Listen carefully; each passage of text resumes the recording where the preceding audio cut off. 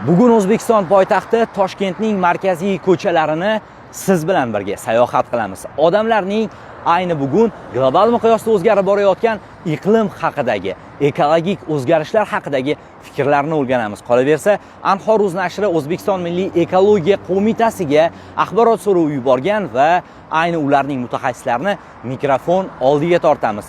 Ularning bugungi o'zgarishlarga munosabati va O'zbekiston hukumati tomonidan yangi tashkil etilgan ekologik fond qanday faoliyat olib borayotganligi haqida bilib olamiz. Tayyor bo'lsangiz, ekrandan yiroqlashmang.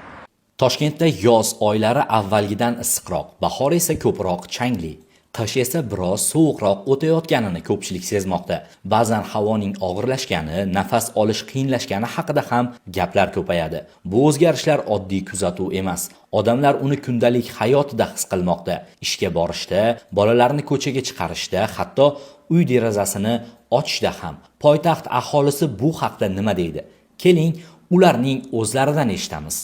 Bugun O'zbekistonda iqlim o'zgarishini siz hayotingizda qanday ko'ryapsiz, kuzatyapsiz? Iqlim o'zgarishi bo'lmagan. Agar havo yaxshilanadigan bo'lsa, ya'ni kun sovuq bo'ladigan bo'lsa, yomg'ir qor yog'sa, o'zgarish bo'ladi. Agarda hozir yana kun siydigan bo'lsa, birinchi o'ringa chiqadi havo o'zgarishi bo'yicha, ya'ni havo yaxshilanmasligi bo'yicha, ifloslanishi bo'yicha. Bu faqatgina hozir qor, yomg'ir yog'ishiga bog'liq bo'lib qolgan iqlim o'zgarishi. Qish faslllarida mana ko'kalamzor bo'lmagan paytlar yomon tomonga o'zgaryapti. Bilasizmi, butun jahonda bu problema.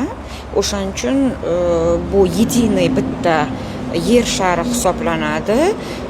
O'zbekistonga aloqasi bo'lmasligi mumkin emas.